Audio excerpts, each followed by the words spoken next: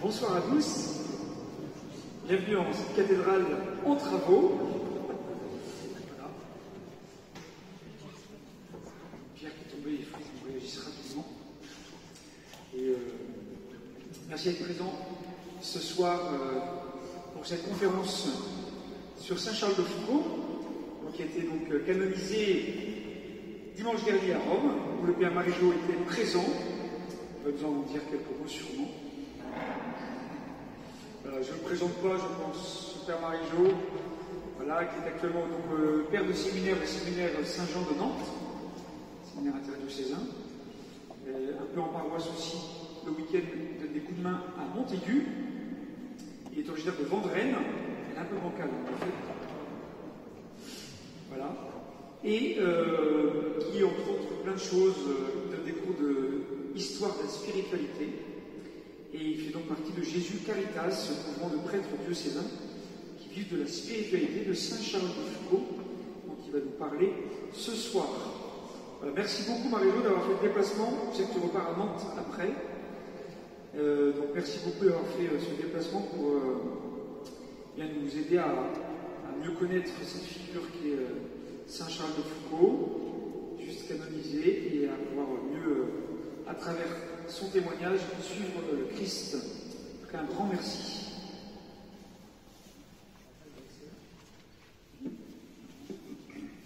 Vous m'entendez bien? Oui, ça y est. D'accord. Saint Charles de Foucault, d'ailleurs, c'est intéressant, il dit surtout ne passez pas trop de temps avec les saints. Parce que ce ne sont pas eux les plus importants, c'est le Christ. Mais bon, je crois que ça nous fait beaucoup de bien de passer par eux aussi, même s'il ne faut pas passer tout son temps à vénérer les saints. Alors j'étais de fait à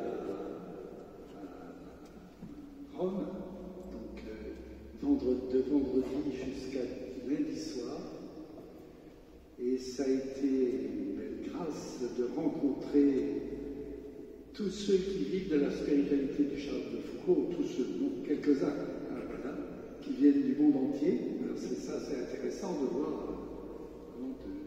des gens de partout. Il y a actuellement 20 groupes, 20 familles spirituelles qui s'appuient sur Charles de Foucault, soit des congrégations religieuses, soit des instituts séculiers. Voilà, ou des fraternités séculières qui ne sont pas non plus des consacrés, qui sont des laïcs. Et puis, j'ai été aussi très heureux de rencontrer d'autres saints. Voilà, il y avait 10 saints, donc 10 personnes proclamées saintes ou saints. Et donc, c'était intéressant aussi de parcourir le monde entier, en particulier l'Amérique latine ou des gens d'Asie. Voilà, donc un beau moment, fatigant, bien sûr, comme tout ce qu'on fait dans ces pèlerinages. Alors ce soir, donc, je vous parle de Charles de Foucault. Alors, je commence par une référence que l'on cite très souvent, mais que je vais vous citer un petit peu dans son entier pour mieux sentir l'importance. Au Concile Vatican II, que j'ai pu vivre, moi, lorsque j'étais au séminaire, c'est pas si loin que ça. Le 30 novembre 1962, le père Yves Congar, dominicain, qui était un ex-clerc au Concile, s'est adressé à un groupe d'évêques qui cherchaient comment réformer l'Église. Vous voyez donc cette réforme de l'Église qu'on essaie de faire actuellement, eh bien, ça ne date pas d'aujourd'hui. Elle est toujours à réformer. Et il disait ceci: il n'est pas facile de préciser ce qu'on souhaiterait voir réformer. Peut-être ne doit-on pas chercher à faire trop vite. Pour l'humanité nouvelle, qui va naître des inventions et des conquêtes contemporaines, ce n'est pas d'un merveilleux hagiographique, ce n'est pas des vies saints, mis un éclat de cérémonial que viendra l'attrait pour l'Église. Il fait allusion là ici au faste des princes de l'Église, des cérémonies religieuses, aux légendes de saints dont on avait besoin jadis pour dépasser le quotidien, souvent trop banal. L'attrait pour l'Église viendra beaucoup plus de ce qu'elle trouvera en elle la vérité du rapport spirituel de communion avec les autres, sur la base d'une authentique aventure évangélique de foi vivante, d'obéissance intérieure, de prière vraie, d'amour et de service. Les phares que la main de Dieu a allumés au seuil du siècle atomique s'appellent Thérèse de Lisieux, Charles de Foucault, les petits frères et petites sœurs de Jésus, leur analogue de Thésée. Notre siècle de non-religion est aussi un siècle d'étonnant renouveau d'évangélisme. Ce siècle veut la vérité, l'authenticité, la simplicité de l'Évangile. Nous n'éblouirons plus avec du rouge ou du doré, des blasons ou des titres en ricine. Nous sommes, par ce siècle, acculés à vivre et à présenter la vérité de ce que nous professons croire et aimer de tout notre cœur. Voilà, je vous ai lu l'ensemble du texte. Souvent, on n'en prend qu'une toute petite partie. Donc c'est dit à propos d'une réforme de l'Église. Ce sont des paroles prophétiques en cette période de synode sur la synodalité, après le choc des abus sexuels dans l'Église et dans la société. Thérèse de Lisieux a été béatifiée le 29 avril 1923, puis canonisée le 17 mai 1925, 26 ans après sa mort. Ça a été très rapide. Charles de Foucault a été béatifié le 13 novembre 2005, 89 ans après sa mort. Son message est sans doute plus accessible aujourd'hui qu'il ne l'aurait été au XXe siècle s'il avait été béatifié tout de suite. La béatification a mis en valeur le témoignage d'une personnalité hors du commun, avec toute la complexité de sa personnalité riche. Alors nous avons vécu sa canonisation dimanche dernier, 105 ans après sa mort.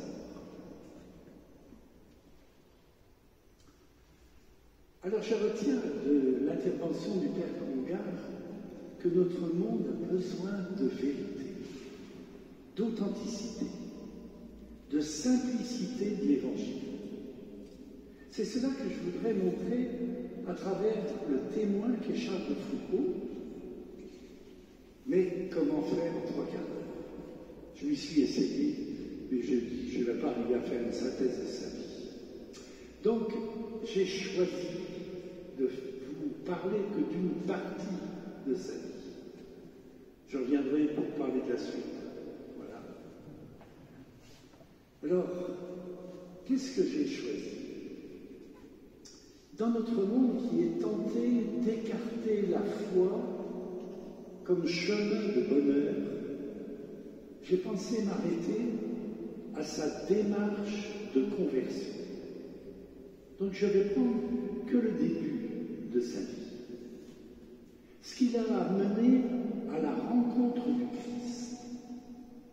Et j'espère susciter en vous l'intérêt pour que vous puissiez poursuivre le reste de sa vie, qui est aussi passionnant,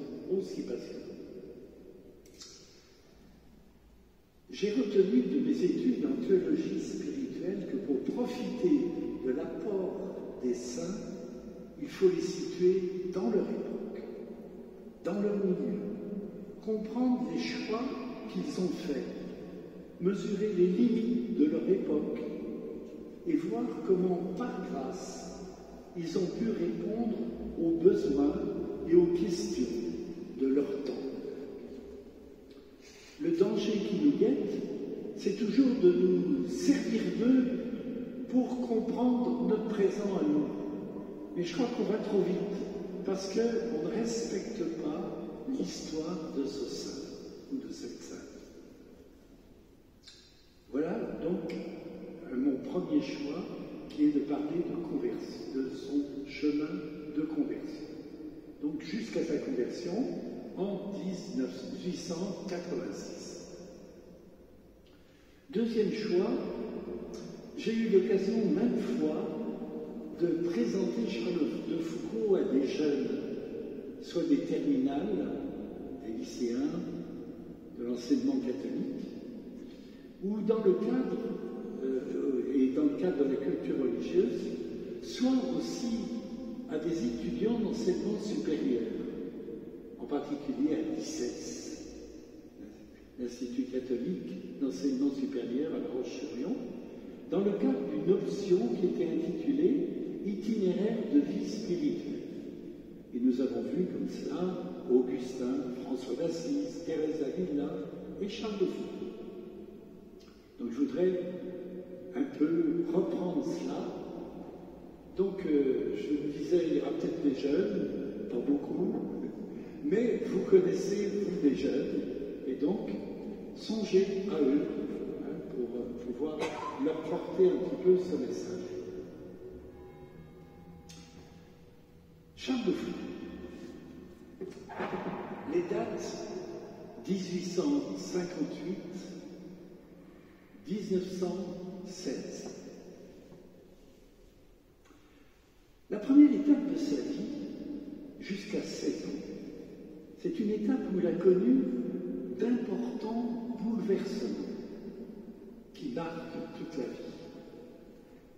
Il naît à Strasbourg le 15 décembre 1858, de parents très affectueux qui ont créé un climat familial heureux pour lui et pour sa sœur, Marie, qui est 3 ans plus jeune que lui.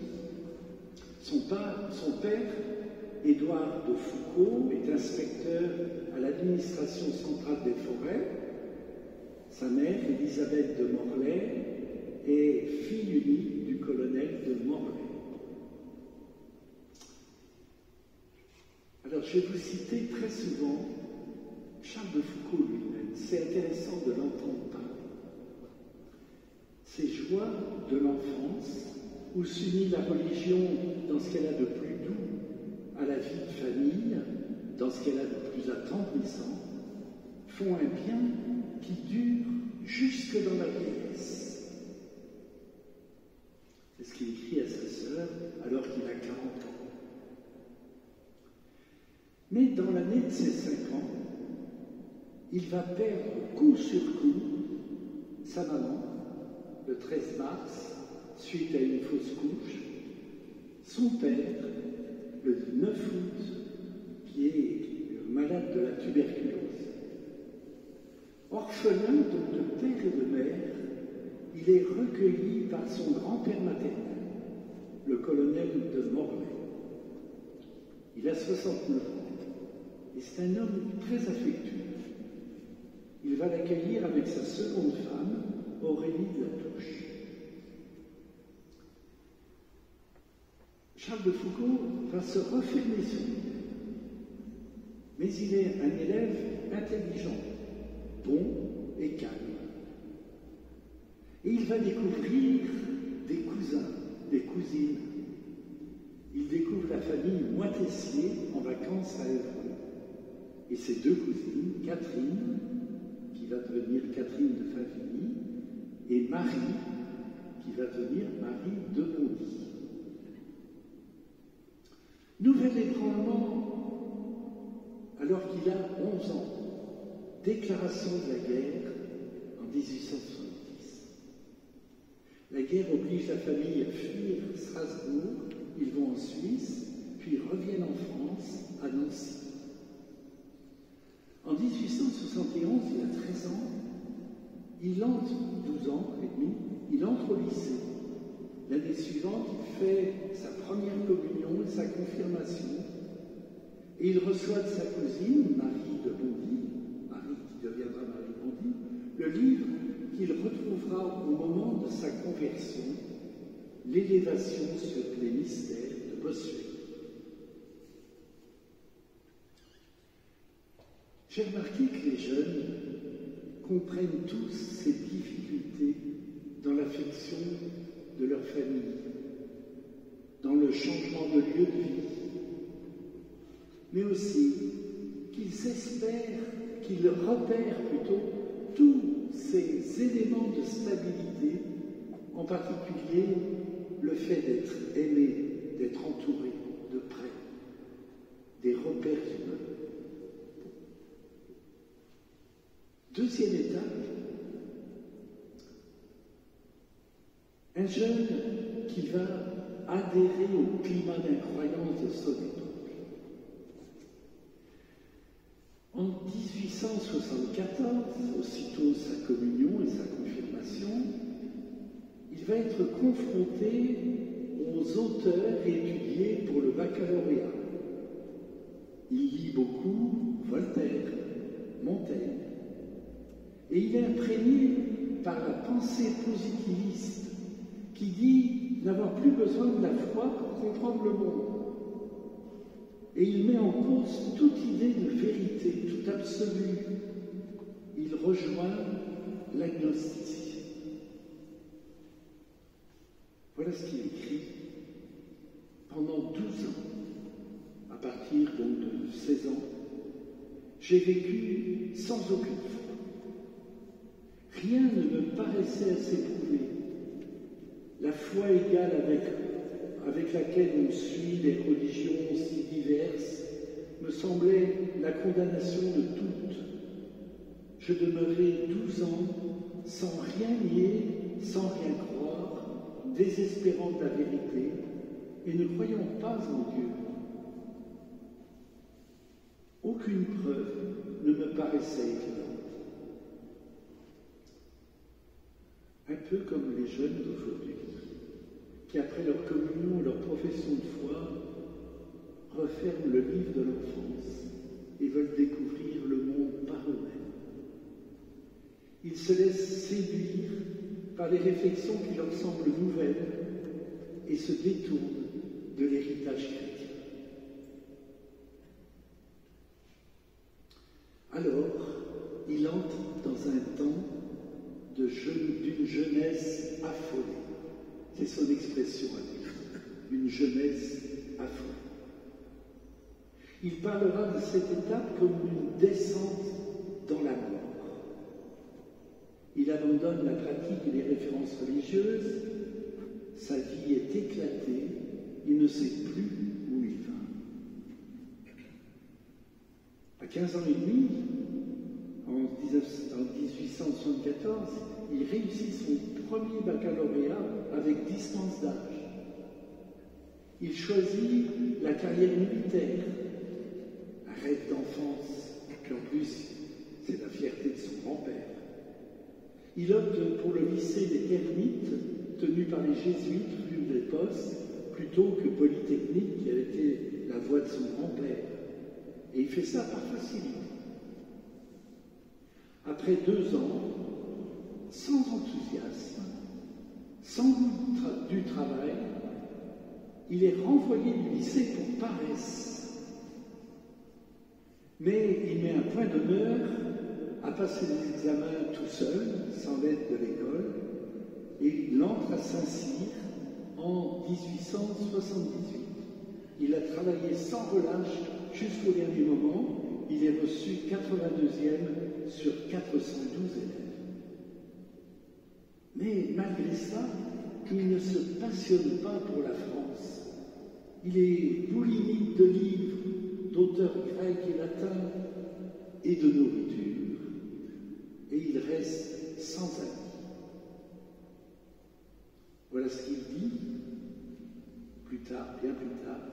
À 17 ans, je commençais ma 2e année de rue des Postes. Jamais, je crois, d'avoir été dans un état si lamentable d'esprit. J'ai d'une certaine manière fait plus de mal en d'autres temps, mais quelques biens avaient poussé alors à côté du mal que je faisais. Tandis qu'ici, j'étais tout égoïsme, tout vanité, toute impiété, tout désir du mal, j'étais comme affolé. De fois, il ne m'en restait pas trace dans mon âme. L'événement qui va créer une vraie rupture dans son histoire de jeune, c'est la mort de son grand-père, le 3 février 1878. C'était la dernière grande attache affective de son enfance. Il n'a pas encore 20 ans. Le grand-père était pour lui symbole d'un chez-soi, de l'insouciance, de l'autorité, sans doute par rapport à lui. Et il tombe dans les excès pour chasser l'ennui. Il hérite d'une énorme somme d'argent. Il s'achète des milliers de livres de collection avec des belles reliures. Il s'achète des vêtements que les autres ne peuvent pas se procurer. Il organise des fêtes pour chasser la solitude et se trouver des amis. Il sort sous-lieutenant de Saint-Cyr, mais 333e sur 386. Il réussit à entrer dans la prestigieuse école de cavalerie de Saumur pour un an, de 1878 à 1879. Là, il mène une vie de désordre. C'est la fête continuelle avec ses amis, des dépenses inconsidérées, des arrêts de rigueur. Il sort en gardant son titre de sous-lieutenant, mais le dernier de sa promotion.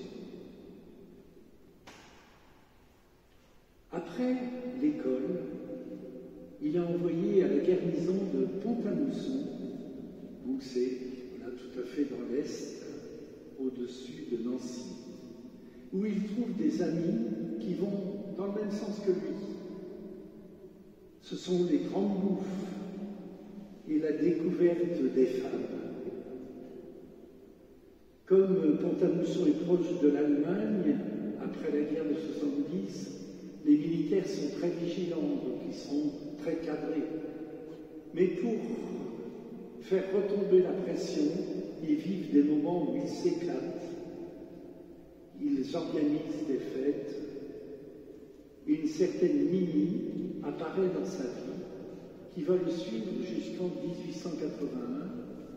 Elle fait partie d'un groupe d'admiratrices qui viennent de Nancy, attirées par les largesses des officiers. Voilà ce qu'il dit de ce moment de sa vie. Dès lors, je suis dans la nuit. Il ne me reste rien, je ne vois plus Dieu, ni les hommes. Il n'y a plus que moi, et moi, et moi. C'est l'égoïsme absolu, dans l'obscurité, dans la boue. Les gens les plus mondains, mes camarades, ne m'estimaient pas. Je les dégoûtais, je les répugnais. J'étais moins un homme qu'un porc. Voilà mon Dieu, dans quel bout je me roulais. Il dira aussi à la même époque, donc bien plus tard, une tristesse que je n'avais jamais éprouvée qu'alors. Elle me revenait chaque jour lorsque je me retrouvais seul dans mon appartement. Elle me tenait muet et accablé pendant ce qu'on appelle les fêtes. Je les organisais, mais le moment venu, je les passais dans un mutisme, un dégoût, un ennui infini. Je n'ai jamais senti cette tristesse, ce malaise, cette inquiétude jusqu'alors.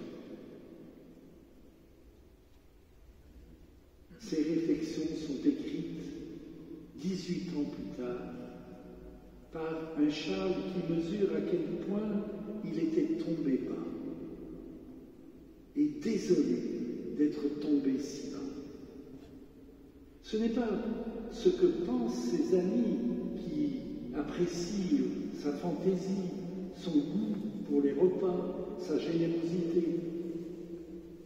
D'ailleurs, il le caractérise comme un jouisseur raffiné.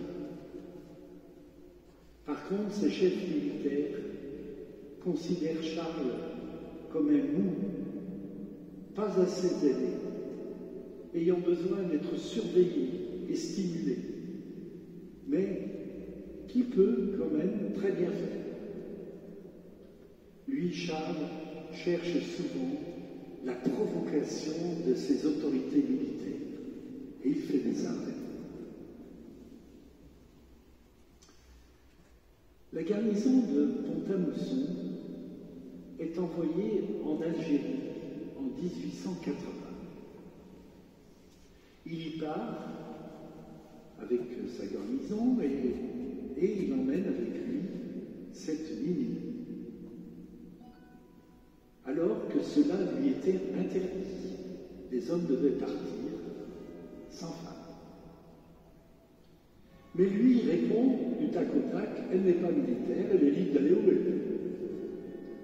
Il lui paie à Alger un appartement. Et comme ça, il la rencontre de temps en temps dans sa permission.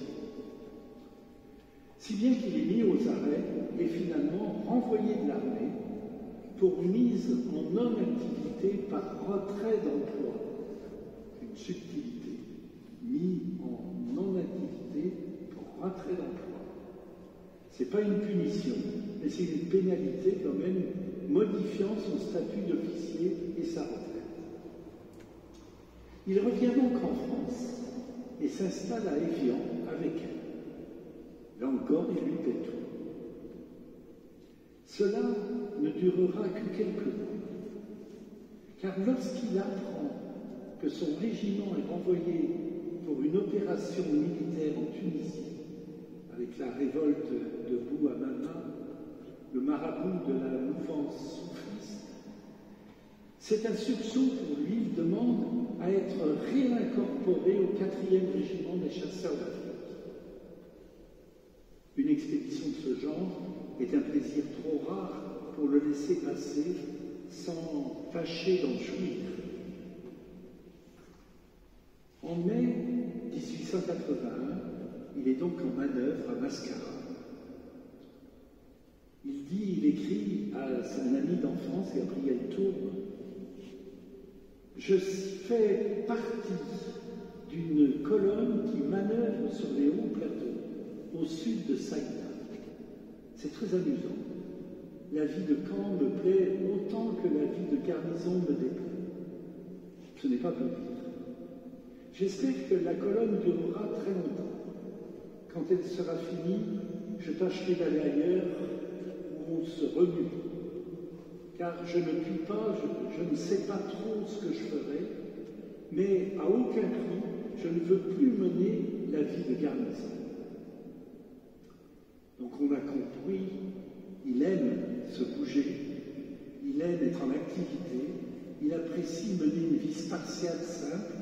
D'ailleurs, toute sa vie, il gardera l'habitude de dormir sur une simple natte. Déjà, il est en train de se réhabiliter aux yeux de ses chefs. Et on dit de lui qu'il a été un officier, donnant toujours l'exemple de l'entrain, du courage, de l'intelligence et de l'énergie. La campagne militaire se termine et le 28 janvier 1882, il donne sa démission de l'armée.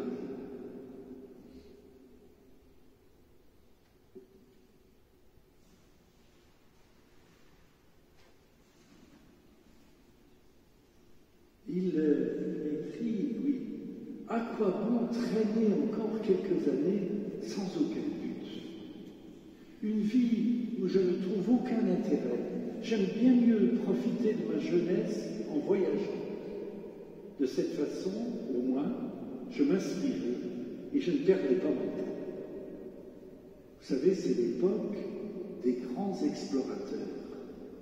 Stanley, Livingstone, René Caillé. Et là, il a envie d'être explorateur à peine comme eux. Il se donne un projet d'expédition de reconnaissance au Maroc, pays totalement inconnu. Il prépare son expédition avec ses soins, il lit, il apprend l'arabe et le yiddish, il apprend à manier le sextant, il rencontre les gens les plus compétents de l'époque par rapport au monde arabe, en particulier un certain Mark McCarthy, qui est conservateur de la bibliothèque d'Alger. Et il se fait un programme de travail draconien, de 7 heures du matin à minuit, juste le temps de manger. Il a 24 ans, et ce n'est plus le même homme. C'est à ce moment-là que sa famille l'oblige à être sous tutelle, avec un conseil judiciaire qui l'oblige à vivre avec 10 fois moins d'argent. C'est un simple étudiant et il accepte.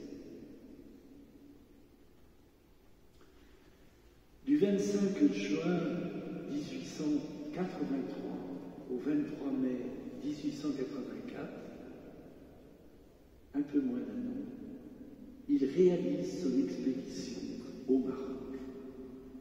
Grâce au soutien de la Société de géographie, il part avec un commerçant juif, Mardoché. Les Juifs étaient bien accueillis par les Marocains, par les musulmans. Il mène une vie extrêmement difficile, parce que ne pouvant pas parler facilement avec les autres, et il faut toujours se cacher, affronter les imprévus de parcours, avec les menaces de mort répétées. Si on avait appris que c'était un Français qui faisait cette expédition, il aurait été tué immédiatement. Mais aussi une vie où il va vivre de vraies amitiés. Finalement, il réalise une œuvre scientifique remarquable avec des observations géographiques, des relevés topographiques, la météo, des observations militaires et politiques. Ce travail précis et documenté va lui valoir une médaille d'or de la Société de géographie.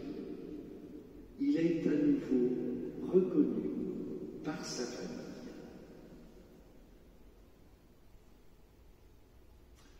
Vous voyez, face à cette période de sa vie, les jeunes sont très sensibles à toutes les conditions extérieures qui nous entraînent parfois dans des engrenages. Ils ont des illustrations de cela tous les jours. La recherche de la facilité avec tous les plaisirs proposés, les voyages qui sont facilités pour eux, les jeunes, les échanges culturels, les engagements humanitaires en France ou à l'étranger. Et donc il y a un mélange de choses qui font qu'il y a des choses très bonnes et puis des choses qui sont des pièges. Et ce qui est puissant pour eux, c'est de sentir comment Charles a pu sortir de son trou, de sa descente. Comment il a fait? Eh bien, on remarque qu'il a eu plaisir de faire quelque chose de grand. Cette expédition, personne ne l'avait fait.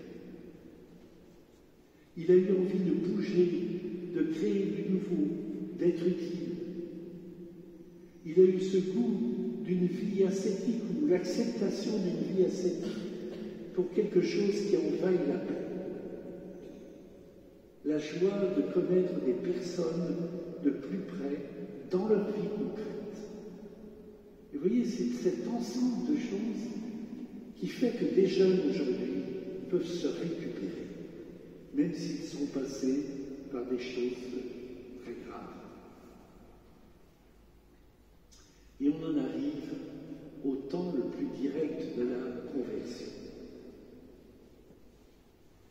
Charles de Foucault sent malgré tout un manque, un vide dans son être intérieur qu'il a essayé de combler à travers cette expédition, mais qui est toujours là en lui. Et il se rappelle la puissante impression que lui a faite l'islam. L'islam a produit en moi un profond bouleversement. La vie de cette foi, de ces âmes qui vivent dans la continuelle présence de Dieu, m'a fait entrevoir quelque chose de plus grand et de plus vrai que les occupations mondaines. Et puis le fait d'avoir été reçu, protégé, sauvé par ces musulmans qui auraient pu le dénoncer et le conduire à la mort. Le témoignage vivant de fraternité et de foi réunis l'ont touché. Une autre chose aussi va le tenir en éveil, c'est le retour dans sa famille. Il est surpris, il retourne dans sa famille en février 1886 à Paris, où il renoue avec sa famille, en particulier avec Marie de Bondy, qui a maintenant 4 enfants. Et il est marqué par un accueil, comme si je n'avais jamais quitté la famille. Vous voyez, on ne lui reproche pas tout ce qu'il a fait. On ne lui fait pas peser sur lui ou payer, je dirais, les excès qu'il a fait. Il se remet à lire les auteurs anciens, mais il est déçu. Il ouvre le livre de Bossuet, Élévation sur les mystères, et il y trouve plus de nourriture que dans les auteurs anciens. Il cherche une vie vertueuse. Finalement, il s'ouvre à une fin spirituelle traduite par des désirs intimes d'un état de vie morale, de goût de la vertu, de besoin d'un bien moral. Alors, c'est la rencontre avec l'abbé Huvelin, fin octobre 1886. Une rencontre proposée par sa cousine, qui était elle aussi accompagnée par ce même prêtre. Avec une intuition forte de l'abbé Huvelin, qui sent que le débat intellectuel ne suffit plus. Il veut manifester à Charles de Foucault qu'il lui faut recevoir personnellement la grâce du pardon et de la proximité que Dieu veut offrir à chacun. Et Charles de Foucault va consentir à se mettre à genoux, à demander pardon et à s'ouvrir au don de Dieu dans l'Eucharistie. Aussitôt que je crus qu'il y avait un Dieu, je compris que je ne pouvais faire autrement que de vivre que pour lui. Ma vocation religieuse date de la même heure que ma foi. Dieu est si grand. Il y a une telle différence entre Dieu et tout ce qui n'est pas lui. Le Père Huvelin le recevra ensuite, tous les jours. À partir de ce moment, il deviendra pour Charles un père qui l'accompagnera pendant 24 ans. Ce que Charles de Foucault, le chercheur, l'explorateur, attendait, c'était le moment d'une vérité abstraite qui s'imposerait à son intelligence. Eh bien, rien de cela n'est arrivé. Mais il a perçu une présence vivante qui s'offrait à lui à travers le visage et les gestes sacramentels. le visage de l'abbé Huvelin et de Marie, de Bondy, et les gestes sacramentels du pardon et de l'Eucharistie. L'Église s'expérimente comme le lieu où l'on trouve l'amour de Jésus et l'amour des témoins vivants de son cœur. Donc vous voyez, avec les jeunes, cette démarche de conversion leur redonne espoir. Il n'y a pas que la descente vers la mort.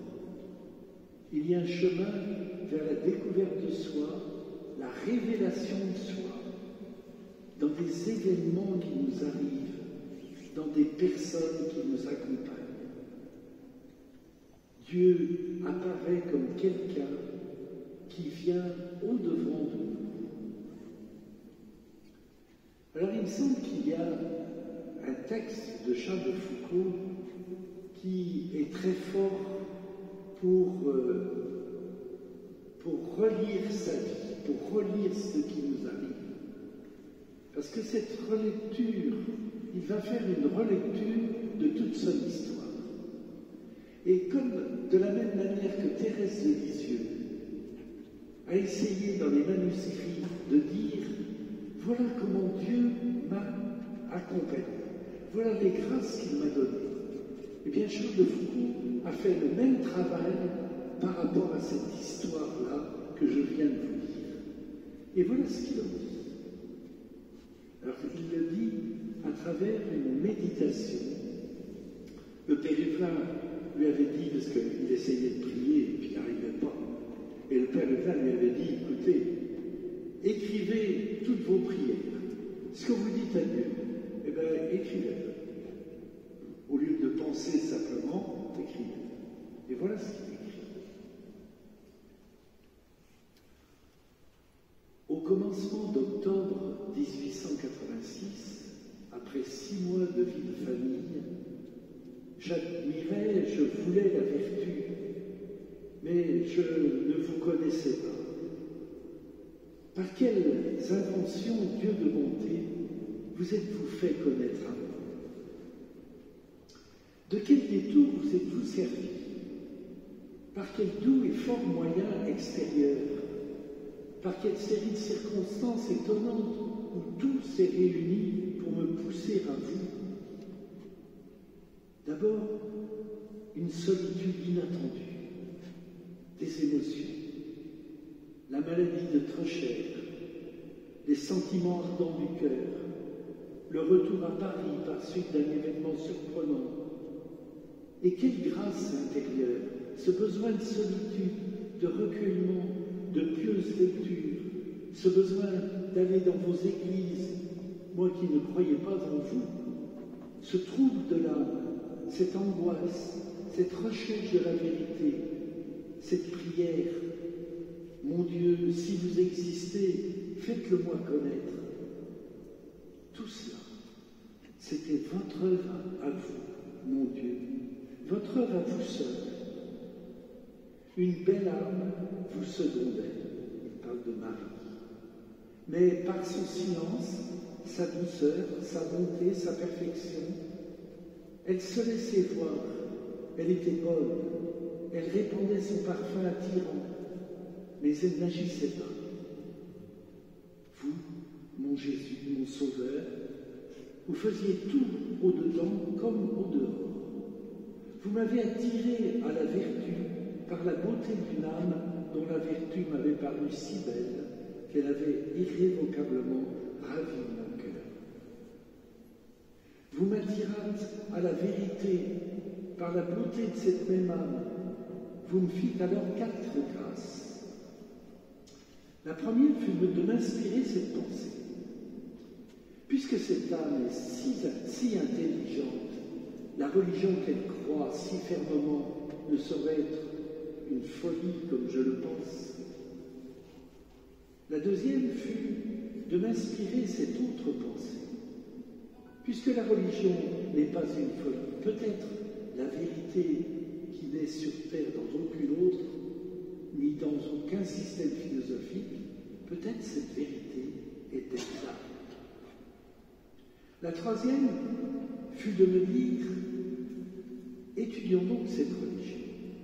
Prenons un professeur de religion catholique, un prêtre instruit, et voyons ce qu'il en est et s'il faut croire ce qu'elle dit. La quatrième fut la grâce incomparable de m'adresser pour avoir des leçons de religion à M. Huvelin. En me faisant entrer dans son confessionnal, un des derniers jours d'octobre, entre le 27 et le 30, je pense, vous m'avez donné tous les biens, mon Dieu. S'il y a de la joie dans le ciel, à la vue d'un pécheur se convertissant, il y en a eu quand je suis entré dans le confessionnal. Quel jour béni, quel jour de bénédiction. Vous m'avez mis sous les ailes de ce saint, j'y suis resté. Vous m'avez porté par ses mains, et ce n'a été que grâce sur grâce. Je demandais des leçons de religion, il me fit mettre à genoux, il me fit me confesser, il m'envoya communier, séance tenante.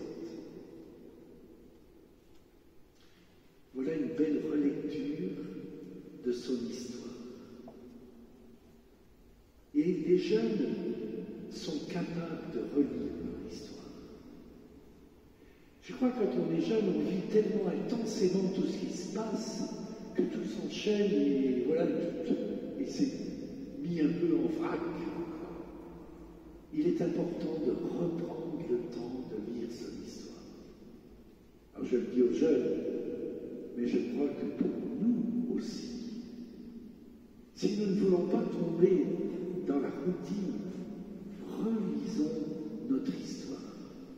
Qu'est-ce que Dieu me fait vivre, voilà, dans mon travail professionnel, que Dieu me fait vivre dans mon temps de retraite?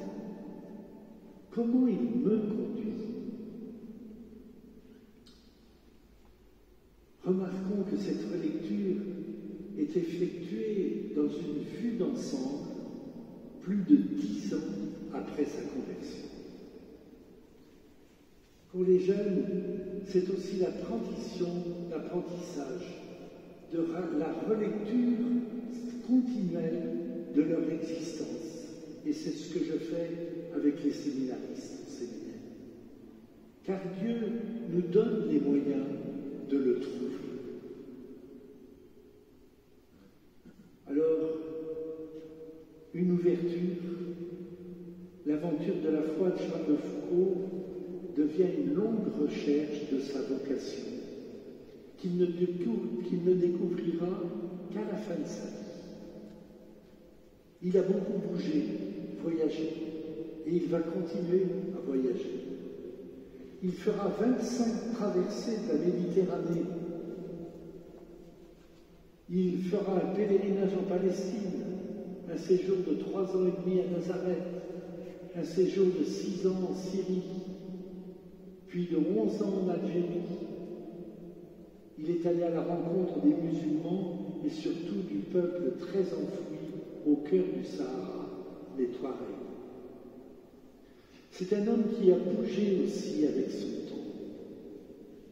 Il a rencontré les guerres, celles de 1870 et de 1914. Il a affronté la pensée moderniste et scientifique. Il a vécu la colonisation et l'expansion missionnaire. Il va connaître les lois laïques et la République. Il va découvrir la culture touareg qu'il va servir. Il va mettre les progrès scientifiques et techniques de son époque au service du développement du Sahara avec un projet de chemin de fer. L'aristocratie qui avait beaucoup de relations il va emporter avec lui toutes les richesses de sa vie. L'aristocratie qui avait beaucoup de relations et qui cherchait à servir. Les militaires qui étaient en Algérie et avec qui il a gardé des relations. Il reste qu'il a fait tout ce parcours, non pas pour développer le pays, mais pour le Christ, pour imiter le Christ dans sa pauvreté, pour le faire connaître là où il n'était pas connu. Et vous connaissez la belle formule du père Huvelin qui présentait ce converti au père abbé de Solesmes. Il fait de la religion un amour. Alors pour terminer, je voudrais reprendre quelques conseils de Charles par rapport aux jeunes. Ça ne va pas être long.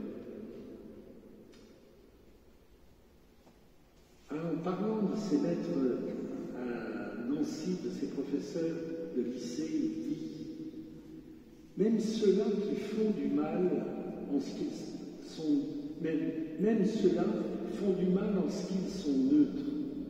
La jeunesse a besoin d'être instruite, non par des neutres, mais par des âmes croyantes et saintes, et en outre par des hommes savants dans les choses religieuses, sachant rendre raison de leur croyance et inspirant aux jeunes gens une ferme confiance dans la vérité de leur foi. Il aurait été aimé être plus soutenu dans sa foi d'enfant. D'autre part, il pense qu'au moment de l'adolescence, il n'était pas armé pour lire tout ce qu'il a découvert. Il aurait eu besoin d'être guidé dans sa lecture. Si vous savez combien toutes les objections qui m'ont tourmenté, qui écartent les jeunes gens, sont lumineusement et simplement résolues dans une philosophie chrétienne. Il y a eu pour moi une vraie solution quand j'ai vu cela. Mais on jette les enfants dans le monde sans leur donner les armes indispensables pour combattre les ennemis qu'ils trouvent en eux et hors d'eux, et qui les attendent en foule à l'entrée de leur jeunesse. Les jeunes ont toujours besoin de guides. Quel lien gardons-nous avec eux? Et enfin, une dernière. Il avait désappris à prier dans sa jeunesse, et il va inviter Gabriel Tourde, son ami d'enfance, qui s'est éloigné de la foi, à retrouver la prière. Et voilà ce qu'il lui dit, alors qu'ils ont 40 ans. Cherche pourtant dans le fond de ta mémoire, ou plutôt dans le fond de ton cœur, une prière, et dis-la pour le remercier, ce bon Dieu, de toutes les grâces qu'il t'a faites. Je la sens ici, cette paix, que rien ne peut exprimer, paix inconnue au monde, que je n'étais pas venu chercher et dont je n'avais pas idée, mais que Dieu me donne dans sa bonté infinie. Je te le répète, cherche une petite prière pour remercier notre Père des bienfaits dont il comble son ami. Entre une minute dans une église et pense à moi en regardant l'autel. Voilà des mots que nous laisse Charles de Foucault. Et je m'arrête ici. Merci Marie-Jo. Je pense qu'on peut l'applaudir pour remercier un petit peu Michel. Et l'idée, c'est de faire un petit 45 minutes pour avoir un temps d'échange. Voilà, avec des questions, réponses. Donc je vais faire le micro et je vais quelques questions à poser sur Charles de Foucault et son témoignage de vie, sa conversion. Bien, n'hésitez pas. Faire connaître.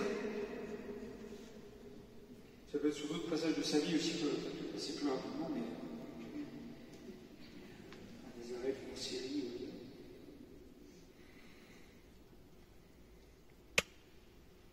Mais ça y est, il en tombe, hein. Voilà, un peu de silence. Je vous ai emmené un cadeau, je vois. Je vous ai emmené un cadeau.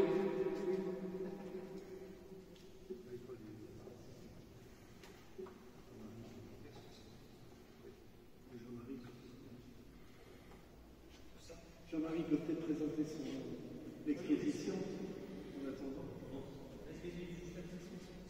Pendant que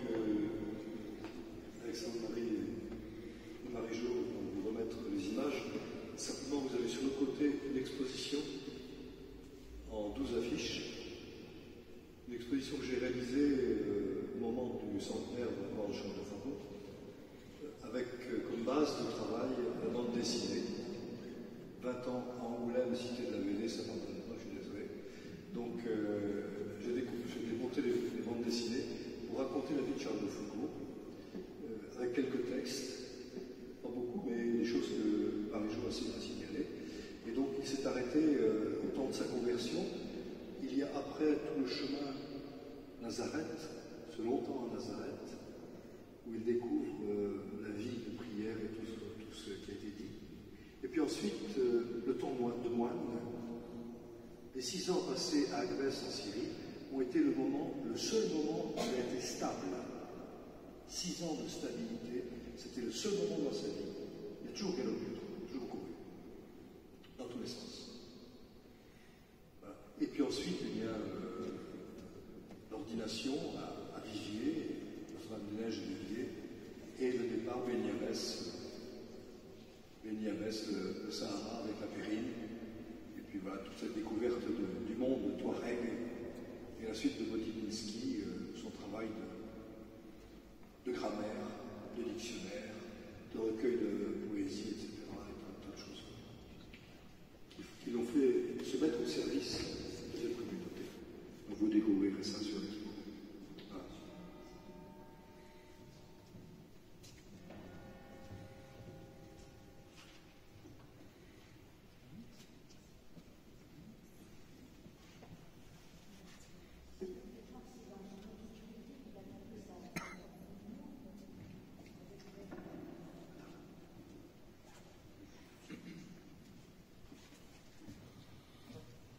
Comme l'impression, d'après ce que vous avez expliqué si bien, que Charles de Foucault en fait, a trouvé sa lumière dans ces ténèbres. Quelque part, il s'est sorti de ces ténèbres avec cette année, comme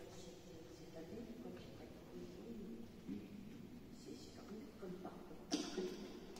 Oui. Alors, on peut être dans des ténèbres profondes. Vous avez vu comment. Mais Dieu est capable de venir nous rejoindre dans ces ténèbres. Donc lui, il sent cette tristesse, cette angoisse devant la vie, c'est des choses comme ça qui ne le laissent pas tranquille, quoi. Et donc, il attend, il écoute quelque chose. Alors, qu'est-ce qu'il reçoit? Il reçoit le fait de découvrir le goût de la vie dans une expédition où il va être utile. Puis après, dans le goût des vertus. Mais ce goût de vertu, il nous dit, je l'ai reçu parce que j'ai vu Marie, on dit, qui avait une vie tellement belle, quoi. Et il a été saisi par ce qu'elle vivait. Et donc, vous voyez, il y a toujours des lumières qui nous viennent dans les ténèbres les plus profondes. Et je crois que ça, c'est vrai de n'importe qui. On est quelquefois dans des situations où c'est pas hasard. C'est tout en l'air, je ne sais pas comment je vais m'en sortir. Et même là-dedans, des lumières nous sont données. Mais lui, il découvre que c'est Dieu qui vient le chercher là où il est, dans ses ténèbres.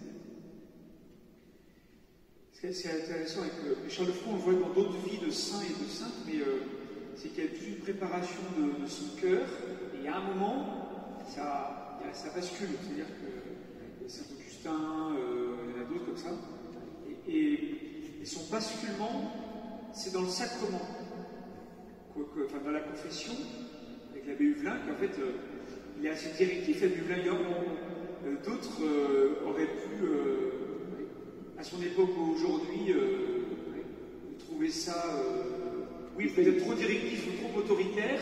En même temps, c'est ce qui va lui permettre, par le sacrement, de basculer. C'est intéressant. Il le fait parce qu'il sait que c'est pas par l'intellectuel, par les raisonnements, que Charles de Foucault va se dire. Alors que d'autres, peut-être, auraient besoin d'un apport intellectuel. Mais il connaissait, Charles de Foucault, par sa cousine qui devait lui en parler. Et il savait qu'il ne fallait pas le prendre comme ça. C'était, voilà, nettoyage. pour nous, c'est important de nous dire, les sacrements sont des éléments importants de notre vie. Se dire, je ne vais pas me confesser parce que ça m'ennuie, ça sert à quoi, etc. Je pense qu'on se trompe. C'est par ces chemins-là que Dieu veut nous éveiller à sa vie. Et dire aussi, c'est pareil, je n'ai pas besoin d'aller à la communion tous les dimanches, etc. C'est pareil. Acceptons de prendre les chemins que Dieu nous indique.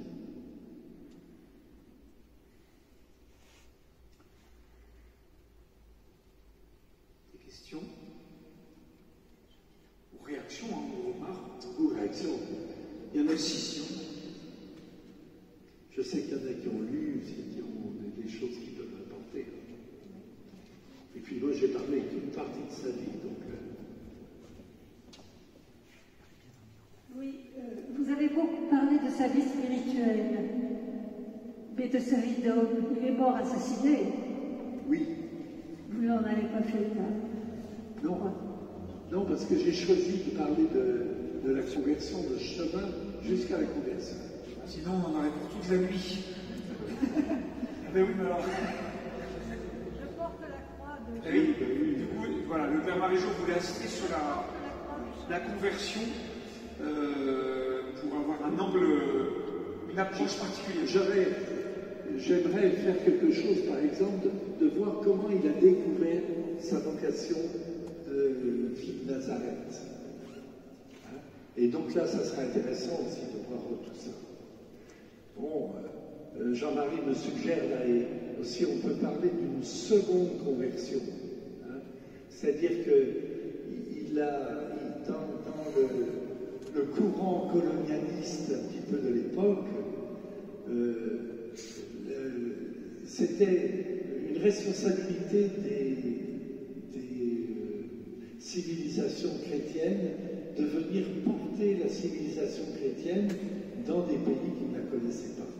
Et donc, il arrive dans un pays musulman, complètement étranger, où il veut apporter la civilisation chrétienne, en particulier la connaissance, pour qu'ils puissent lire, étudier, faire fonctionner leur intelligence.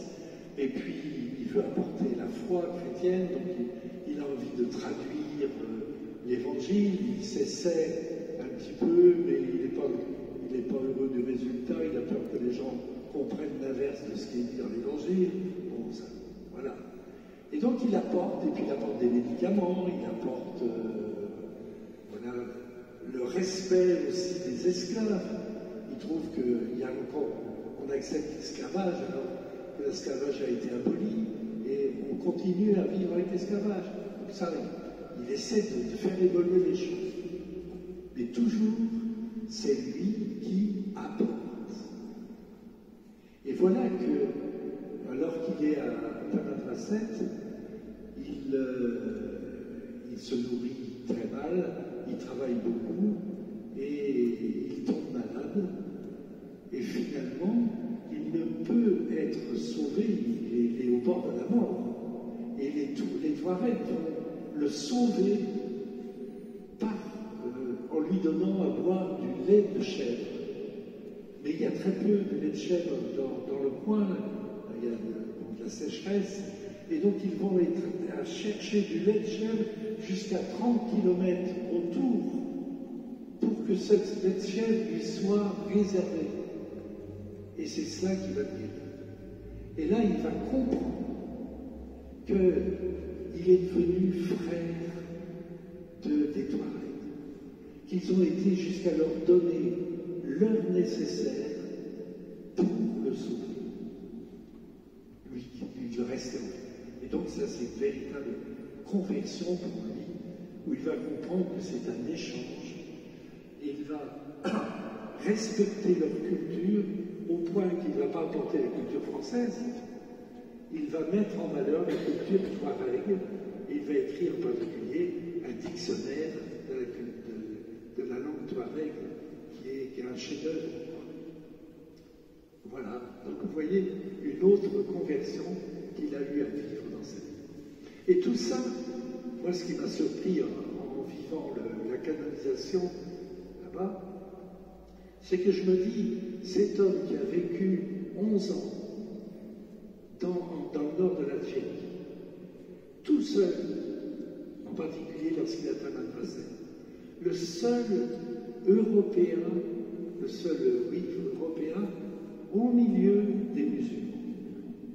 Alors il y avait quelques militaires, mais les militaires les plus proches étaient à 70 km. Vous voyez, et Khatib passait, il a dû rendre visite, mais tout seul au milieu des musulmans. On ne parlait pas de lui, il y a sa famille qui était au courant, et on en fait un saint. Vous vous rendez compte? Moi je trouve ça. Il a été sa vie a été connue grâce en particulier à René Bazin, qui va écrire un livre très, très tôt sur lui. Voilà. Ça va? Si je dis des bêtises, il y a des spécialistes aussi de Charles de Foucault, vous pouvez intervenir. Et puis donc il y a, comme a dit Jean-Marie, il y a l'exposition qui est là, qui ira donc en juillet-août à l'église de l'Aiguillon-sur-Mer, l'Aiguillon à la Bascule, et il y aura aussi, Jean-Marie, une conférence à l'église. C'est quel le jour? Non, je me souviens plus. Il y aura une conférence cet été du Père Jean-Marie à l'église de l'Aiguillon sur Charles de Foucault. Très bien. Pendant le carême, l'archevêque de Marseille, Jean-Marc Arline, a fait 4 conférences sur Charles de Foucault. Je les ai retrouvées sur Internet. D'accord. Si vous voulez les lire, ils sont sur le site, vous pouvez les avoir. C'est un petit peu long, mais c'est facile à lire. Et intéressant parce qu'il analyse bien le chemin de Charles de Foucault.